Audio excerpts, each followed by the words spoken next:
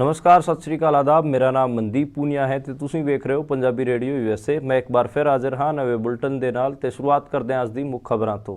ਹਿੰਦੁਸਤਾਨ ਦੇ ਵਜ਼ੀਰ ਆਜ਼ਮ ਨਰਿੰਦਰ ਮੋਦੀ ਨੇ ਉੱਤਰ ਪ੍ਰਦੇਸ਼ 'ਚ ਇੱਕ ਹੋਰ ਨਵੇਂ ਮੰਦਰ ਦਾ ਉਦਘਾਟਨ ਕੀਤਾ ਹੈ। ਦੱਸਿਆ ਜਾ ਰਿਹਾ ਹੈ ਕਿ ਇਹ ਮੰਦਰ ਵਿਸ਼ਨੂੰ ਦੇ 10ਵੇਂ ਅਵਤਾਰ ਕਲਕੀ ਬਾਦਸ਼ਾਹ ਦਾ ਹੈ। ਦੂਜੀ ਖਬਰ ਰਾਹੁਲ ਗਾਂਧੀ ਨਾਲ ਜੁੜੀ ਹੋਈ ਹੈ। ਰਾਹੁਲ ਗਾਂਧੀ ਨੇ ਟਵਿੱਟਰ ਦੇ ਲਿਖਦਿਆਂ ਕਿਹਾ ਹੈ ਕਿ ਜੇ ਉਹਨਾਂ ਦੀ ਪਾਰਟੀ ਸੱਤਾ 'ਚ ਆਈ ਤਾਂ ਉਹ ਜਾਤੀਗਤ ਜਨਗਣਨਾ ਕਰਾਉਣਗੇ, ਨਾਲੇ ਇਹ ਵੀ ਦੱਸਣਗੇ ਕਿ ਦੇਸ਼ ਦੇ ਕਿੰਨੇ ਸੰਸਾਧਨਾਂ ਤੇ ਕਿਹਦਾ ਕਿੰਨਾ ਕਬਜ਼ਾ ਹੈ। ਤੀਜੀ ਖਬਰ ਅਰਵਿੰਦ ਕੇਜਰੀਵਾਲ ਨਾਲ ਜੁੜੀ ਹੋਈ ਹੈ। ਅਰਵਿੰਦ ਕੇਜਰੀਵਾਲ ਨੂੰ ਛਟਾ ਸਮਨ ਮਿਲਿਆ ਸੀ ਤੇ ਉਹਨਾਂ ਨੇ ਈਡੀ ਸਾਹਮਣੇ ਪੇਸ਼ ਹੋਣ ਤੋਂ ਮਨਾ ਕਰਤਾ। ਉਹਨਾਂ ਨੇ ਕਿਹਾ ਕਿ ਈਡੀ ਨੂੰ ਕੋਰਟ ਦੇ ਫੈਸਲੇ ਦਾ ਇੰਤਜ਼ਾਰ ਕਰਨਾ ਚਾਹੀਦਾ। ਚੌਥੀ ਖਬਰ ਅਖਿਲੇਸ਼ ਯਾਦਵ ਨਾਲ ਜੁੜੀ ਹੋਈ ਹੈ। ਅਖਿਲੇਸ਼ ਯਾਦਵ ਜੋ ਕਿ ਉੱਤਰ ਪ੍ਰਦੇਸ਼ ਦੀ ਸਮਾਜਵਾਦੀ ਪਾਰਟੀ ਦੇ ਮੁਖੀਆ ਨੇ, ਉਹਨਾਂ ਨੇ ਆਪਣੀ ਲੋਕ ਸਭਾ ਚੋਣਾਂ ਵਾਸਤੇ ਦੂਜੀ ਲਿਸਟ ਜਾਰੀ ਕਰਤੀ ਹੈ ਤੇ ਉਹ ਇੰਡੀਆ ਗਠਬੰਧਨ ਤੋਂ ਪੁੱਛੇ ਬਿਨਾਂ ਹੀ ਉਹਨਾਂ ਨੇ ਇਹ ਲਿਸਟ ਜਾਰੀ ਕੀਤੀ ਹੈ। ਪੰਜਵੀਂ ਖਬਰ ਰਾਹੁਲ ਗਾਂਧੀ ਦੀ ਭਾਰਤ ਜੋੜੋ ਯਾਤਰਾ ਨਾਲ ਜੁੜੀ ਹੋਈ ਹੈ। ਉਹ ਅੱਜ ਕੱਲ੍ਹ ਯੂਪੀ 'ਚ ਹੈਗੇ ਆ ਤੇ ਅਖਿਲੇਸ਼ ਯਾਦਵ ਉਹਨਾਂ ਦੀ ਯਾਤਰਾ 'ਚ ਸ਼ਾਮਿਲ ਹੋਣਗੇ, ਇੱਦਾਂ ਦੇ ਕਿਆਸ ਲਗਾਏ ਜਾ ਰਹੇ ਨੇ। ਲੇਕਿਨ ਅਖਿਲੇਸ਼ ਯਾਦਵ ਹੋਰਾਂ ਨੇ ਇਹ ਕਿਹਾ ਹੈ ਕਿ ਉਹ ਉਹਨਾਂ ਦੀ ਭਾਰਤ ਜੋੜੋ ਨਿਆਂ ਯਾਤਰਾ 'ਚ ਉਦੋਂ ਹੀ ਸ਼ਾਮਿਲ ਹੋਣਗੇ ਜਦੋਂ ਉਹਨਾਂ ਦੇ ਸੀਟਾਂ ਦੇ ਬਟਵਾਰੇ ਦਾ ਫੈਸਲਾ ਹੋ ਜਾਊਗਾ। ਛਠੀ ਖਬਰ ਕਿਸਾਨ ਮੋਰਚੇ ਦੀ ਹੈ। ਆਪਾਂ ਨੂੰ ਪਤਾ ਹੈ ਕਿ ਇੱਕ ਹਫ਼ਤੇ ਤੋਂ ਕਿਸਾਨ ਮੋਰਚਾ ਲੱਗਿਆ ਹੋਇਆ ਹੈ ਤੇ ਬੀਤੇ ਕੱਲ ਚੰਡੀਗੜ੍ਹ 'ਚ ਕੇਂਦਰੀ ਮੰਤਰੀਆਂ ਨਾਲ ਕਿਸਾਨ ਆਗੂਆਂ ਦੀ ਗੱਲਬਾਤ ਸੀਗੀ, ਮੀਟਿੰਗ ਸੀਗੀ ਤੇ ਮੀਟਿੰਗ 'ਚ ਜਿਹੜੀ ਗੱਲਬਾਤ ਨਿਕਲ ਕੇ ਸਾਹਮਣੇ ਆ ਰਹੀ ਹੈ ਉਹਦੇ ਤੋਂ ਇਹ ਲੱਗ ਰਿਹਾ ਹੈ ਕਿ ਜਿਹੜੀ ਬਾਤਚੀਤ ਸੀ, ਜਿਹੜੀ ਮੀਟਿੰਗ ਸੀ, ਉਹ ਸਿਰੇ ਨਹੀਂ ਚੜੀ। ਛੱਟੀ ਖਬਰ ਬਿਹਾਰ ਨਾਲ ਰਿਲੇਟਿਡ ਹੈ। ਬਿਹਾਰ 'ਚ ਓਵੈਸੀ ਨੇ ਬੋਲਦਿਆਂ ਕਿਹਾ ਹੈ ਕਿ ਬਿਹਾਰ 'ਚ ਬੀਜੇਪੀ ਨੂੰ ਲਿਆਉਣ ਵਾਲੇ ਨਿਤੀਸ਼ ਕੁਮਾਰ ਤੇ ਲਾਲੂ ਯਾਦਵ ਹੈਗੇ ਆ। ਸੱਤਵੀਂ ਖਬਰ ਜੇ ਆਪਾਂ ਗੱਲ ਕਰੀਏ ਤਾਂ ਚੰਡੀਗੜ੍ਹ ਮੇਅਰ ਚੋਣਾਂ ਦੀ ਹੈਗੀ ਆ। ਚੰਡੀਗੜ੍ਹ ਮੇਅਰ ਚੋਣ ਨੂੰ ਲੈ ਕੇ ਸੁਪਰੀਮ ਕੋਰਟ 'ਚ ਸੁਣਵਾਈ ਸੀ ਤੇ ਉੱਥੇ ਉਹ ਜਿਹੜਾ ਪ੍ਰੈਜ਼ਾਈਡਿੰਗ ਆਫੀਸਰ ਸੀਗਾ ਉਹ ਮੰਨਿਆ ਕਿ ਉਹਨੇ ਬੈਲਟ ਪੇਪਰਾਂ 'ਤੇ ਟਿਕ ਲਾਏ ਸੀਗੇ ਤੇ ਚੰਡੀਗੜ੍ਹ ਮੇਅਰ ਚੋਣਾਂ ਦੇ ਇਸ ਸੁਣਵਾਈ ਤੋਂ ਪਹਿਲਾਂ ਹੀ ਬੀਜੇਪੀ ਨੇ ਆਮ ਆਦਮੀ ਪਾਰਟੀ ਦੇ 3 ਪਾਰਸ਼ਦਾਂ ਨੂੰ, 3 ਕਾਉਂਸਲਰਸ ਨੂੰ ਬੀਜੇਪੀ 'ਚ ਸ਼ਾਮਿਲ ਕਰ ਲਿਆ। ਹੁਣ ਆਪਾਂ ਖਬਰਾਂ ਦਾ ਪੋਸਟਮਾਰਟਮ ਕਰਦੇ ਹਾਂ। ਇਹ ਅੱਜ ਦੀਆਂ ਮੁੱਖ ਖਬਰਾਂ ਸੀਗੀਆਂ ਤੇ ਮੋਟਾ ਇਹਨਾਂ ਆਲੇ ਦੁਆਲੇ ਹੀ ਗੱਲਬਾਤ ਹੁੰਦੀ ਰਹੀ। ਪਹਿਲੀ ਖਬਰ ਨਰਿੰਦਰ ਮੋਦੀ ਵਾਲੀ। ਨਰਿੰਦਰ ਮੋਦੀ ਲਗਾਤਾਰ ਮੰਦਰਾਂ ਦੇ ਉਦਘਾਟਨਾਂ 'ਚ ਜਾ ਰਹੇ ਨੇ। ਉਹ ਯਜਮਾਨ ਵੀ ਬਣਦੇ ਨੇ। ਹਾਲਾਂਕਿ ਹਿੰਦੂ ਧਰਮ 'ਚ ਇਹ ਪਰੰਪਰਾ ਹੈਗੀ ਆ, ਜਿਹਦਾ ਵਿਆਹ ਨਹੀਂ ਹੋਇਆ ਹੁੰਦਾ ਉਹ ਯਜਮਾਨ ਨਹੀਂ ਬਣ ਸਕਦਾ, ਉਹਨੂੰ ਜੋੜੇ ਨਾਲ ਹੀ ਬੈਠਣਾ ਪੈਂਦਾ ਯਗਵਨ 'ਚ, ਯਾਨੀ ਕਿ ਆਪਣੀ ਪਤਨੀ ਨਾਲ। ਪਰ ਖੈਰ ਇਹ ਨਰਿੰਦਰ ਮੋਦੀ ਸਾਹਿਬ ਨੇ ਇਹ ਨਵਾਂ ਹਿੰਦੂ ਧਰਮ 'ਚ ਨਵੇਂ ਚੀਜ਼ਾਂ ਸਥਾਪਿਤ ਕਰ ਰਹੇ ਨੇ ਤੇ ਉਹਨਾਂ ਨੇ ਅੱਜ ਉਦਘਾਟਨ ਕੀਤਾ ਹੈਗਾ ਤੇ ਕਿਹਾ ਜਾ ਰਿਹਾ ਕਿ ਇਹ ਵਿਸ਼ਨੂੰ ਦੇ 10ਵੇਂ ਅਵਤਾਰ ਕਲਕੀ ਬਾਦਸ਼ਾਹ ਦਾ ਮੰਦਰ ਹੈਗਾ ਅਤੇ ਹਜੇ ਕਲਕੀ ਦਾ ਜਨਮ ਵੀ ਨਹੀਂ ਹੋਇਆ, ਉਸ ਤੋਂ ਪਹਿਲਾਂ ਹੀ ਉਹਨਾਂ ਦੇ ਮੰਦਰ ਦਾ ਉਦਘਾਟਨ ਕਰ ਦਿਆ ਗਿਆ। ਕਿਹਾ ਜਾ ਰਿਹਾ ਕਿ ਜਦੋਂ ਕਲਯੁਗ ਖਤਮ ਹੋਊਗਾ ਉਹਦੇ ਆਖਰੀ ਚਰਨ 'ਚ ਜਿਹੜਾ ਕਲਕੀ ਭਗਵਾਨ ਹੈ ਉਹਦਾ ਜਨਮ ਹੋਣਾ ਹੈ। ਇਹ ਹਿੰਦੂ ਸ਼ਾਸਤਰਾਂ 'ਚ ਲਿਖਿਆ ਹੋਇਆ, ਲੇਕਿਨ ਉਹਨਾਂ ਦਾ ਮੰਦਰ ਪਹਿਲਾਂ ਹੀ ਬਣਾ ਦਿੱਤਾ ਗਿਆ ਔਰ ਇਹ ਵੀ ਵਿਸ਼ਨੂੰ ਦੇ ਅਵਤਾਰ ਹੀ ਨੇ। ਜਿਹੜਾ ਸ਼੍ਰੀ ਰਾਮ ਦਾ ਮੰਦਰ ਬਣਾਇਆ ਸੀ ਅਯੋਧਿਆ 'ਚ ਉਹ ਵੀ ਵਿਸ਼ਨੂੰ ਦੇ ਅਵਤਾਰੀ ਸੀ। ਤੇ ਇਹ ਜਿਹੜਾ ਹਿੰਦੂਇਜ਼ਮ 'ਚ ਵੀ ਇੰਡੀਆ 'ਚ ਜਿਹੜਾ ਲਗਾਤਾਰ ਡਿਬੇਟ ਹੈ ਸੈਵਿਜ਼ਮ ਤੇ ਵਿਸ਼ਨੂੰ ਵਾਲਾ, ਉਹ ਵੀ ਤਿੱਖੀ ਹੁੰਦੀ ਜਾ ਰਹੀ ਹੈ। ਹਾਲਾਂਕਿ ਉਹ ਇੰਨੀ ਜ਼ਿਆਦਾ ਦਿਖਦੀ ਨਹੀਂ। ਮੈਂ ਥੋੜ੍ਹਾ ਜਿਹਾ ਦੱਸ ਦਿੰਦਾ ਕਿ ਸ਼ੈਵਾਈਟਸ ਔਰ ਜਿਹੜਾ ਵਿਸ਼ਨੂਆਈਟਸ ਦਾ ਕੀ ਰੌਲਾ ਹੈਗਾ, ਵੈਸ਼ਨਵ ਤੇ ਸ਼ੈਵ ਦਾ ਕੀ ਰੌਲਾ ਹੈ।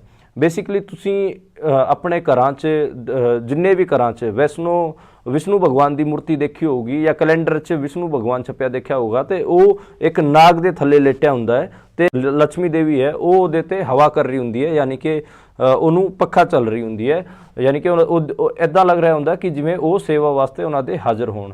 ਤੇ ਉਹ ਜਿਹੜਾ ਸਿੰਬਲ ਹੈ ਵਿਸ਼ਨੂੰ ਦਾ, ਉਹ ਫੋਟੋ ਹੈ, ਉਹਨੂੰ ਜਿਹੜੇ ਸੈਵਾਈਟਸ ਹੈਗੇ ਆ, ਯਾਨੀ ਕਿ ਜਿਹੜੇ ਕਿ ਸੈਵਿਜ਼ਮ ਨੂੰ ਮੰਨਣ ਵਾਲੇ ਲੋਕ ਹੈਗੇ ਆ, ਉਹ ਕਹਿੰਦੇ ਨੇ ਕਿ ਇਹ ਜਿਹੜਾ ਵਿਸ਼ਨੂੰ ਦਾ ਜਿਹੜਾ ਪੂਰਾ ਕਰੈਕਟਰ ਹੈ ਇਹ ਰੂਲਿੰਗ ਕਲਾਸ ਦਾ ਕਰੈਕਟਰ ਹੈਗਾ ਤੇ ਇਹ ਹਮੇਸ਼ਾ ਰਾਜਿਆਂ ਨੂੰ ਹੀ ਮਦਦ ਕਰਦਾ ਰਿਹਾ ਜਾਂ ਫਿਰ ਵੱਡੇ ਲੋਕਾਂ ਨੂੰ ਮਦਦ ਕਰਦਾ ਰਿਹਾ ਜਾਂ ਪ੍ਰਕਾਸ਼ ਨੂੰ ਮਦਦ ਕਰਦਾ ਰਿਹਾ ਤੇ ਇਹ ਸਿੰਬਲ ਹੈਗਾ ਬੇਸਿਕਲੀ, ਜੇ ਆਪਾਂ ਇਹਨੂੰ ਸਿੰਬਲ ਵੀ ਮੰਨੀਏ ਤੇ ਸੇਵਾ ਵਾਲਾ, ਕਿ ਯਾਨੀ ਕਿ ਉਹ ਸੇਵਾ ਕਰਾਉਂਦਾ ਆਪਣੀ, ਠੀਕ ਹੈ, ਇੱਦਾਂ ਦੀ ਕਲਾਸ ਜਿਹੜੀ ਆਪਣੀ ਸੇਵਾ ਕਰਵਾਉਂਦੀ ਹੈ। ਬਾਕੀ ਜਿਹੜੇ ਕੰਮ ਕਮੇਰੇ ਵਰਗ ਹੈਗਾ ਜਿਹੜੇ ਹੱਥ ਨਾਲ ਕੰਮ ਕਰਦੇ ਨੇ ਉਹਨਾਂ ਤੋਂ ਜਿਹੜੇ ਸੇਵਾ ਕਰਵਾਉਂਦੇ ਨੇ ਉਹਨਾਂ ਦਾ ਸਿੰਬਲ ਵਿਸ਼ਨੂੰ ਨੂੰ ਦੱਸਿਆ ਜਾਂਦਾ ਹੈ।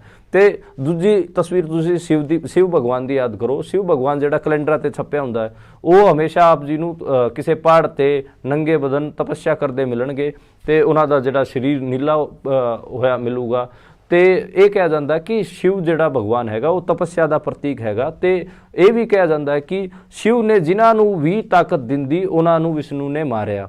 ਜਿਵੇਂ ਆਪਾਂ ਜੇ ਗੱਲ ਕਰੀਏ ਰਾਜਾ ਬਲੀ ਦੀ, ਰਾਜਾ ਬਲੀ ਹੁੰਦਾ ਸੀਗਾ ਸਾਊਥ ਇੰਡੀਆ 'ਚ, ਆਪਾਂ ਨੂੰ ਪਤਾ ਸਾਰਿਆਂ ਨੇ, ਤੇ ਰਾਜਾ ਬਲੀ ਬੜਾ ਦਾਨੀ ਸੱਜਣ ਸੀਗਾ, ਉਹਨੇ ਖੂਬ ਦਾਨ ਦਿੱਤੇ ਤੇ ਖੂਬ ਇੱਕ ਹਿਸਾਬ ਨਾਲ ਆਪਾਂ ਇਹ ਕਹੀਏ ਕਿ ਲੋਕਾਂ ਦੀ ਮਦਦ ਕਰਦਾ ਸੀਗਾ।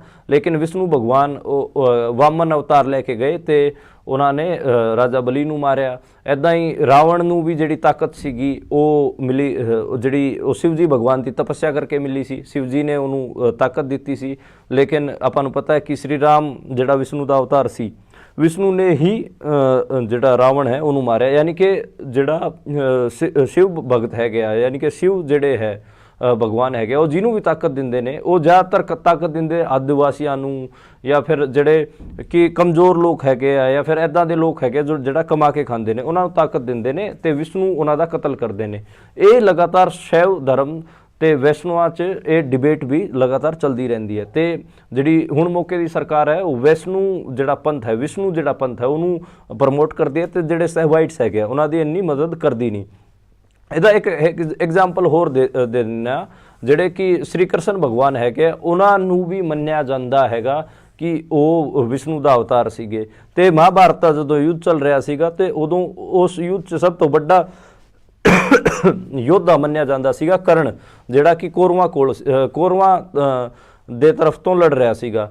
ਤੇ ਇੱਧਰ ਅਰਜੁਨ ਨੂੰ ਮੰਨਿਆ ਜਾਂਦਾ ਸੀਗਾ। ਜਦੋਂ ਕਰਨ ਦਾ ਰੱਥ ਕੁਰੂਕਸ਼ੇਤਰ ਦੇ ਮੈਦਾਨ 'ਚ ਧਸ ਜਾਂਦਾ, ਯਾਨੀ ਕਿ ਉਹਦਾ ਰੱਥ ਦਾ ਪਹੀਆ ਧਸ ਜਾਂਦਾ, ਤੇ ਉਹ ਉਸ ਰੱਥ ਦੇ ਪਹੀਏ ਨੂੰ ਬਾਹਰ ਕੱਢਣ ਵਾਸਤੇ ਥੱਲੇ ਉਤਰਦਾ ਹੈ। ਤੇ ਇੱਕ ਹਿਸਾਬ ਨਾਲ ਜੇ ਉਸ ਟਾਈਮ ਦੇ ਰੂਲ ਮੰਨੀਏ ਤਾਂ ਉਹਨਾਂ ਰੂਲਾਂ ਮੁਤਾਬਕ ਯੁੱਧ ਥੰਮ ਜਾਣਾ ਚਾਹੀਦਾ ਸੀਗਾ।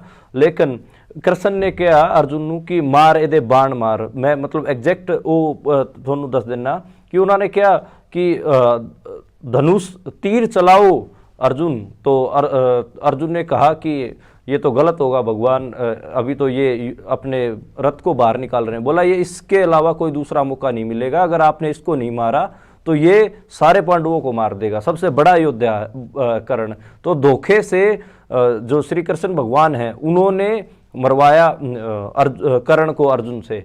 तो अर्जुन कर्ण बारे ਆਪਾਂ ਸਾਰਿਆਂ ਨੂੰ ਪਤਾ ਹੈ ਕਿ ਉਹ ਸੂਤ ਪੁੱਤਰ ਸੀਗੇ, ਕਰਨਾਲ ਦੇ ਨਾਂ ਤੇ ਉਹਨਾਂ ਦੀ ਬਸਤੀ ਵੀ ਵਸੀ ਹੋਈ ਹੈ। ਸੂਤ ਪੁੱਤਰ ਯਾਨੀ ਕਿ ਸ਼ੂਦਰ। ਤੇ ਕਈ ਲੋਕ ਇਹ ਵੀ ਮੰਨਦੇ ਨੇ ਕਿ ਉਹ ਜਾਟ ਸੀਗੇ, ਬੇਸਿਕਲੀ ਜੱਟ ਸੀਗੇ, ਤੇ ਜੱਟ ਜਿਹੜੇ ਖੇਤੀ ਕਾਮ ਕਮੇਰੇ ਵਾਲੇ ਵਰਗ ਤੋਂ ਆਉਂਦੇ ਨੇ ਤੇ ਉਹਨਾਂ ਨੂੰ ਮਾਰਿਆ ਗਿਆ।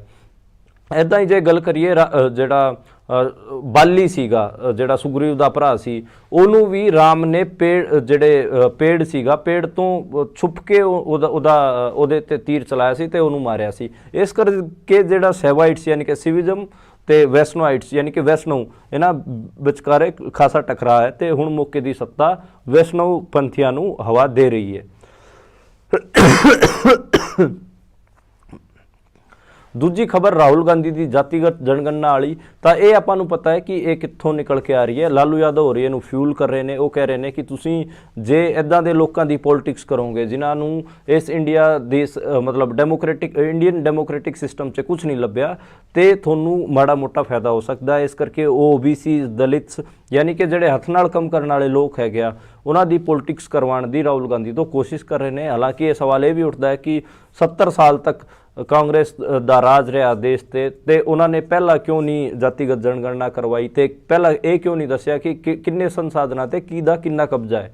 ਲੇਕਿਨ ਚਲੋ ਖੈਰ ਦੇਰ ਆਏ ਦੁਰਸਤ ਆਏ। ਉਹਨਾਂ ਨੂੰ ਆਪਣੀ ਜਿਹੜੀ ਜ਼ਮੀਨ ਹੈ, ਰਾਜਨੀਤਿਕ ਜ਼ਮੀਨ ਹੈ, ਉਹ ਵਾਪਸ ਲੈਣੀ ਹੈਗੀ ਆ, ਤੇ ਲਾਲੂ ਯਾਦਵ ਹੋਰਾਂ ਦੀ ਉਹ ਗੱਲ ਮੰਨ ਰਹੇ ਨੇ। ਉੱਦਾਂ ਜਿਹੜਾ ਆਪਾਂ ਇਹਨੂੰ ਉੱਦਾਂ ਦੇਖੀਏ ਤਾਂ ਇਹ ਉਹਨਾਂ ਦੀ ਗੱਲ 'ਚ ਵਜ਼ਨ ਹੈਗਾ, ਖਾਸਾ ਵਜ਼ਨ ਹੈਗਾ, ਕਿਉਂਕਿ ਆਪਾਂ ਨੂੰ ਪਤਾ ਹੈ ਕਿ ਸਿਰਫ ਕੁਝ ਹਿੱਸਾ ਹੀ ਸਾਰੇ ਸੰਸਾਧਨਾਂ ਤੇ ਸਾਰੇ ਚੀਜ਼ਾਂ ਤੇ ਕਬਜ਼ਾ ਕਰੇ ਬੈਠਾ ਹੈ। ਜੇ ਆਪਾਂ ਵੈਲਥ ਦੀ ਗੱਲ ਕਰੀਏ ਤਾਂ ਪਿਛਲੇ ਦਿਨ ਆਕਸਫੈਮ ਦੀ ਰਿਪੋਰਟ ਵੀ ਆਈ ਸੀ ਜਿਹਦੇ 'ਚ ਆਪਾਂ ਨੂੰ ਪਤਾ ਚੱਲਿਆ ਸੀਗਾ ਕਿ 55% ਵੈਲਥ ਸਿਰਫ ਔਰ ਸਿਰਫ 1% ਅਮੀਰਾਂ ਕੋਲ ਹੈਗੀ ਆ ਇੰਡੀਆ 'ਚ।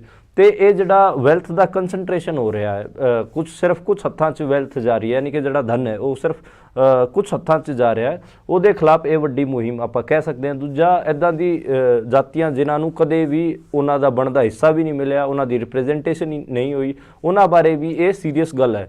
ਤੇ ਇਸ ਡਿਮਾਂਡ ਨਾਲ ਉਹ ਕਿਤੇ ਨਾ ਕਿਤੇ OBC ਵਰਗ ਨੂੰ ਤੇ ਦਲਿਤ ਵਰਗ ਨੂੰ ਸਾਧਨਾ ਚਾਹੁੰਦੇ ਨੇ, ਤੇ ਰਾਹੁਲ ਗਾਂਧੀ ਆਪਣੀ ਪੋਲਿਟਿਕਸ ਖੜੀ ਕਰਨਾ ਚਾਹੁੰਦੇ ਨੇ।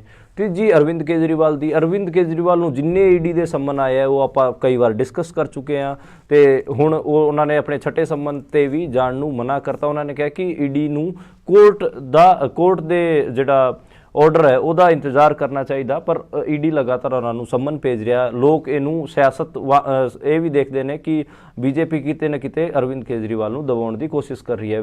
ਅਰਵਿੰਦ ਕੇਜਰੀਵਾਲ ਦੇ ਜ਼ਿਆਦਾਤਰ ਮੰਤਰੀ ਆਪਾਂ ਨੂੰ ਪਤਾ ਹੈ ਤਿਹਾੜ ਜੇਲ੍ਹ 'ਚ ਬੰਦ ਨੇ, ਤੇ ਲਗਾਤਾਰ ਇਹ ਗੱਲ ਹੁੰਦੀ ਹੈ ਕਿ ਈਡੀ ਦਾ ਇਸਤੇਮਾਲ ਜਿਹੜੀ ਬੀਜੇਪੀ ਹੈ ਉਹ ਵਿਪਕਸ਼ੀ ਪਾਰਟੀਆਂ ਦੇ ਆਗੂਆਂ ਨੂੰ ਦਬਾਉਣ ਲਈ ਕਰ ਰਹੀ ਹੈ। ਤੇ ਤੀਜੀ ਖਬਰ ਅਖਿਲੇਸ਼ ਯਾਦਵ ਹੋਰਾਂ ਦੀ। ਆਪਾਂ ਨੂੰ ਪਤਾ ਕਿ ਉੱਤਰ ਪ੍ਰਦੇਸ਼ ਇੱਦਾਂ ਦਾ ਸੂਬਾ ਹੈ ਇੰਡੀਆ 'ਚ ਜਿਹਦੇ 'ਚ ਸਭ ਤੋਂ ਜ਼ਿਆਦਾ ਲੋਕ ਸਭਾ ਦੀਆਂ ਸੀਟਾਂ ਨੇ, ਉੱਥੇ 80 ਸੀਟਾਂ ਨੇ, ਤੇ ਉੱਤਰ ਪ੍ਰਦੇਸ਼ 'ਚ ਜਿਹਦਾ ਕਬਜ਼ਾ ਹੁੰਦਾ ਹੈ ਉਹੀ ਮੋਟਾ ਇੰਡੀਆ ਦੀ ਸਿਆਸਤ 'ਚ ਸਰਕਾਰ ਬਣਾਉਂਦਾ ਹੈ। ਤੇ ਇੰਡੀਆ ਅਲਾਇੰਸ ਵਾਸਤੇ ਅਖਿਲੇਸ਼ ਯਾਦਵ ਦਾ ਹੋਣਾ ਬਹੁਤ ਜ਼ਰੂਰੀ ਹੈ, ਯਾਨੀ ਕਿ ਕਾਂਗਰਸ ਤੇ ਅਖਿਲੇਸ਼ ਯਾਦਵ ਦਾ ਅਲਾਇੰਸ ਹੋਣਾ ਬਹੁਤ ਜ਼ਰੂਰੀ ਹੈ। ਪਰ ਆਪਾਂ ਨੂੰ ਪਤਾ ਇੰਡੀਆ ਅਲਾਇੰਸ ਦੀ ਸੀਟ ਸ਼ੇਅਰਿੰਗ ਤੋਂ ਪਹਿਲਾਂ ਹੀ ਅਖਿਲੇਸ਼ ਯਾਦਵ ਇੱਕ ਵਾਰ ਪਹਿਲਾਂ 11 ਸੀਟਾਂ ਤੇ ਟਿਕਟਾਂ ਅਨਾਉਂਸ ਕਰ ਚੁੱਕੇ ਹੈਗੇ ਆ, ਤੇ ਹੁਣ ਉਹਨਾਂ ਨੇ ਦੁਬਾਰੇ ਦੂਜੀ ਵਾਰ 15 ਸੀਟਾਂ ਤੇ ਟਿਕਟਾਂ ਅਨਾਉਂਸ ਕਰਤੀਆਂ, ਤੇ ਉਹ ਵੀ ਬਿਨਾਂ ਕਾਂਗਰਸ ਤੋਂ ਪੁੱਛਿਆ। ਉਹਨਾਂ ਨੇ ਕਾਂਗਰਸ ਨੂੰ ਕਿਹਾ ਕਿ ਇੱਕ ਲਿਸਟ ਵੀ ਬਣਾ ਕੇ ਭੇਜੀ ਸੀ ਪਿੱਛੇ ਇੱਕ, ਉਹਦੇ 'ਚ ਉਹਨਾਂ ਨੇ 15 ਸੀਟਾਂ ਦੇਣ ਦੀ ਗੱਲ ਕੀਤੀ ਸੀ, ਯਾਨੀ ਕਿ 80 ਸੀਟਾਂ 'ਚ 65 ਸੀਟ ਲੜੂਗੀ ਸਮਾਜਵਾਦੀ ਪਾਰਟੀ, ਤੇ 15 ਸੀਟਾਂ ਉਹਨਾਂ ਨੇ ਕਿਹਾ ਸੀ ਕਿ ਕਾਂਗਰਸ ਲੜ ਲੈ 15 ਸੀਟਾਂ ਤੇ ਹਜੇ ਤੱਕ ਸੀਟ ਸ਼ੇਅਰਿੰਗ ਤੇ ਗੱਲ ਪੂਰੀ ਹੋਈ ਨਹੀਂ ਹੈ। ਇਸ ਕਰਕੇ ਅਖਿਲੇਸ਼ ਯਾਦਵ ਨੇ ਰਾਹੁਲ ਗਾਂਧੀ ਦੀ ਜਿਹੜੀ ਭਾਰਤ ਜੋੜੋ ਯਾਤਰਾ ਯੂਪੀ 'ਚ ਚੱਲ ਰਹੀ ਉਹਦੇ ਜਾਣ 'ਚ ਉਹਦੇ ਤੇ ਵੀ ਉਹ ਨਹੀਂ ਜਾ ਰਹੇ, ਤੇ ਉਹਨਾਂ ਨੇ ਕਿਹਾ ਹੈ ਕਿ ਜਦੋਂ ਤੱਕ ਸੀਟ ਸ਼ੇਅਰਿੰਗ ਵਾਲਾ ਮਾਮਲਾ ਪੂਰਾ ਨਹੀਂ ਹੋ ਜਾਂਦਾ ਉਦੋਂ ਤੱਕ ਮੈਂ ਇਹਦੀ ਯਾਤਰਾ 'ਚ ਨਹੀਂ ਜਾਵਾਂਗਾ। ਤੇ ਇੱਕ ਹਿਸਾਬ ਨਾਲ ਜਿਹੜਾ ਇੰਡੀਆ ਅਲਾਇੰਸ ਹੈਗਾ ਉਹਦੇ 'ਚ ਆਪਾਂ ਨੂੰ ਦਰਾਰ ਦੇਖਣ ਨੂੰ ਮਿਲ ਰਹੀ ਹੈ। ਇਹ ਹਾਲਾਂਕਿ ਬਾਰ-ਬਾਰ ਇਹ ਲੋਕ ਇਹ ਵੀ ਕਹਿ ਰਹੇ ਨੇ ਕਿ ਇਹਨਾਂ 'ਚ ਜਿਹੜਾ ਜੁਆਇੰਟ ਫਰੰਟ ਯਾਨੀ ਕਿ ਕਈ ਦਲਾਂ ਨੂੰ ਇਕੱਠਾ ਕਰਕੇ ਚਲਾਉਣ ਵਾਲੀ ਜਿਹੜੀ ਸਿਆਸਤ ਹੈ ਉਹ ਖਾਸੀ ਕਮਜ਼ੋਰ ਹੈ ਇਹਨਾਂ ਦੀ, ਇਸ ਕਰਕੇ ਇਹ ਨਹੀਂ ਚੱਜਦੇ ਤਰੀਕੇ ਨਾਲ ਇਹ ਸਾਰਾ ਕੁਝ ਨਹੀਂ ਕਰ ਪਾ ਰਹੇ। ਤੇ ਓਵੈਸੀ ਹੋਰਾਂ ਦੀ ਇੱਕ ਬਿਹਾਰ 'ਚ ਸਟੇਟਮੈਂਟ ਆਈ ਹੈ, ਉਹਦੇ ਤੇ ਵੀ ਗੱਲ ਕਰ ਲੈਂਦੇ ਆ। ਆਪਾਂ ਨੂੰ ਪਤਾ ਕਿ ਬਿਹਾਰ ਦੇ ਸੀਮਾਂਚਲ ਇਲਾਕੇ 'ਚ ਠੀਕ ਠਾਕ ਮੁਸਲਮਾਨ ਹੈਗੇ ਆ, ਤੇ ਉੱਥੇ ਓਵੈਸੀ ਆਪਣੀ ਪਾਰਟੀ ਨੂੰ ਸਟੈਬਲਿਸ਼ ਕਰਨਾ ਚਾਹੁੰਦੇ ਨੇ, ਤੇ ਇਸ ਕਰਕੇ ਲਗਾਤਾਰ ਉਹ ਬਿਹਾਰ ਦੀ ਸਿਆਸਤ ਜਾ ਕੇ ਲਗਾਤਾਰ ਦਖਲਅੰਦਾਜ਼ੀ ਕਰਦੇ ਨੇ। ਉੱਥੇ ਉਹਨਾਂ ਨੇ ਜਾ ਕੇ ਕਿਹਾ ਹੈ ਕਿ ਜਿਹੜਾ ਬੀਜੇਪੀ ਸਟੈਬਲਿਸ਼ ਹੋਈ ਹੈ ਬਿਹਾਰ 'ਚ ਉਹਦੇ 'ਚ ਨਿਤੀਸ਼ ਕੁਮਾਰ ਦਾ ਤੇ ਲਾਲੂ ਪ੍ਰਸਾਦ ਯਾਦਵ ਦਾ ਰੋਲ ਹੈਗਾ। ਨਿਤੀਸ਼ ਕੁਮਾਰ ਬਾਰ-ਬਾਰ ਬੀਜੇਪੀ ਨੂੰ ਬਿਹਾਰ 'ਚ ਇੱਕ ਪਾਰਟੀ ਦੇ ਤੌਰ ਤੇ ਸਥਾਪਿਤ ਕਰਨ 'ਚ ਮਦਦ ਕਰਦੇ ਨੇ, ਤੇ ਉਹਨਾਂ ਦਾ ਬਿਆਨ ਸਿਆਸੀ ਹਲਕਾ 'ਚ ਖਾਸਾ ਵਾਇਰਲ ਹੋ ਰਿਹਾ ਹੈ। ਤੇ ਉਹਨਾਂ ਨੇ ਇਹ ਵੀ ਕਿਹਾ ਕਿ ਮੇਰੇ ਤੇ ਆਰੋਪ ਲੱਗਦਾ ਹੈ ਕਿ ਮੇਰੇ ਕਰਕੇ ਬੀਜੇਪੀ ਇੰਡੀਆ 'ਚ ਪਾਵਰ ਤੇ ਆਉਂਦੀ ਹੈ, ਪਰ ਤੁਸੀਂ ਇਹ ਵੀ ਤਾਂ ਦੇਖੋ ਜਿਨ੍ਹਾਂ ਨਾਲ ਬੀਜੇਪੀ ਦਾ ਅਲਾਇੰਸ ਹੈ ਉਹਨਾਂ ਤੇ ਕੋਈ ਗੱਲ ਹੀ ਨਹੀਂ ਕਰਦਾ। ਤੇ ਬੀਜੇਪੀ ਨਾਲ ਅਲਾਇੰਸ ਬਾਰੇ ਆਪਾਂ ਗੱਲ ਕਰੀਏ ਤਾਂ ਅਕਾਲੀ ਦਲ ਵੀ ਫਸਿਆ ਹੋਇਆ ਹੈ, ਕਿਉਂਕਿ ਇੱਥੇ ਆਪਾਂ ਨੂੰ ਪਤਾ ਹੈ ਕਿ ਜਿਹੜਾ ਉਹ ਅਕਾਲੀ ਦਲ ਦਾ ਕੋਰ ਵੋਟਰ ਹੈਗਾ ਜੱਟ, ਯਾਨੀ ਕਿ ਰੂਰਲ ਜਿਹੜਾ ਪੈਜੈਂਟਰੀ ਹੈਗੀ ਆ, ਇਹ ਰੂਰਲ ਫਾਰਮਰ ਹੈ, ਯਾਨੀ ਕਿ ਪੰਜਾਬ ਦਾ ਪਿੰਡੂ ਜਿਹੜਾ ਜੱਟ ਹੈਗਾ ਉਹ ਧਰਨੇ ਤੇ ਬੈਠਾ ਹੈਗਾ। ਇਸ ਕਰਕੇ ਜਿਹੜੀ ਅਕਾਲੀ ਦਲ ਹੈ ਉਹ ਵੀ ਅਸਮੰਜਸ 'ਚ ਫਸੀ ਹੋਈ ਹੈ ਕਿ ਉਹ ਅਲਾਇੰਸ ਬੀਜੇਪੀ ਨਾਲ ਕਰੇ ਜਾਂ ਨਾ ਕਰੇ। ਇਹ ਲਗਾਤਾਰ ਸਿਆਸੀ ਹਲਕਿਆਂ 'ਚ ਵੀ ਲਗਾਤਾਰ ਗੱਲ ਹੋ ਰਹੀ ਹੈ। ਚਰਨ ਸਿੰਘ ਦਾ ਜਿਹੜਾ ਪੋਤਾ ਹੈ ਜੈਨ ਚੌਧਰੀ ਉਹ ਵੀ ਫਸ ਗਿਆ ਹੈ, ਉਹਦੇ ਜਿਹੜੇ ਟੀਮਮੇਟਸ ਹੈਗੇ ਆ ਉਹ ਵੀ ਇਹ ਕਹਿ ਰਹੇ ਨੇ ਕਿ ਹੁਣ ਇਹ ਕਿਸਾਨ ਅੰਦੋਲਨ ਚੱਲ ਗਿਆ ਹੈ ਤੇ ਆਪਾਂ ਨੂੰ ਵੀ ਦਿੱਕਤ ਆਊਗੀ, ਤੇ ਆਪਾਂ ਵੀ ਲੋਕ ਸਭਾ ਚੋਣਾਂ 'ਚ ਆਪਾਂ ਨੂੰ ਵੱਡੀ ਸੱਟ ਲੱਗੂਗੀ, ਕਿਉਂਕਿ ਇਹ ਜਿਹੜੇ ਪੈਜੈਂਟਰੀ ਹੈਗੇ ਜਿਹੜੇ ਕਿਸਾਨ ਹੈਗੇ ਉਹ ਐਜੀਟੇਟਿਡ ਨੇ। ਤੇ ਇਹ ਮੋਟੀਆਂ ਖਬਰਾਂ ਸੀਗੀਆਂ, ਸਿਆਸੀ ਖਬਰਾਂ ਸੀਗੀਆਂ ਜਿਹੜੇ ਲੋਕ ਸਭਾ ਦੇ ਆਲੇ ਦੁਆਲੇ ਚੋਣਾਂ ਦੇ ਆਲੇ ਦੁਆਲੇ ਚੱਲਦੀਆਂ ਰਹੀਆਂ। ਜਿਹੜੀ ਇੱਕ ਖਬਰ ਉਹ ਕਿਸਾਨ ਮੋਰਚੇ ਨਾਲ ਰਿਲੇਟਿਡ ਹੈਗੀ ਆ, ਉਹਦੇ ਬਾਰੇ ਗੱਲ ਕਰਨੀ ਬਹੁਤ ਜ਼ਰੂਰੀ ਹੈਗੀ, ਕਿਉਂਕਿ ਚੌਥੇ ਦੌਰ ਦੀ ਕੇਂਦਰੀ ਮੰਤਰੀਆਂ ਨਾਲ ਗੱਲਬਾਤ ਹੋ ਚੁੱਕੀ ਹੈਗੀ ਆ, ਤੇ ਉਹਨਾਂ ਨੇ ਇੱਕ ਪ੍ਰਪੋਜ਼ਲ ਵੀ ਭੇਜਿਆ। ਇਹਦੇ ਤੇ ਮੈਂ ਜਿਹੜੇ ਉੱਥੇ ਇੱਕ ਨੌਜਵਾਨ ਹਰਮਨ ਹੈਗੇ ਆ ਨੌਜਵਾਨ ਕਿਸਾਨ ਆਗੂ ਨੇ BK ਕ੍ਰਾਂਤੀਕਾਰੀ ਦੇ, ਉਹਨਾਂ ਨਾਲ ਮੈਂ ਗੱਲਬਾਤ ਕੀਤੀ ਹੈ, ਤੇ ਮੈਂ ਅੱਜ ਗਰਾਊਂਡ ਤੇ ਹੀ ਸੀਗਾ ਤੇ ਗਰਾਊਂਡ ਰਿਪੋਰਟ ਕੀਤੀ ਹੈ। ਤੇ ਮੇਰੇ ਮੂੰਹੋਂ ਸੁਣਨ ਤੋਂ ਬਜਾਏ ਤੁਸੀਂ ਜਿਹੜੀ ਇਹ ਸਾਡੀ ਗਰਾਊਂਡ ਰਿਪੋਰਟ ਹੈ ਸਰਕਾਰ ਨਾਲ ਗੱਲਬਾਤ ਕੀ ਕਿਸਾਨਾਂ ਦੀ ਕੀ ਗੱਲਬਾਤ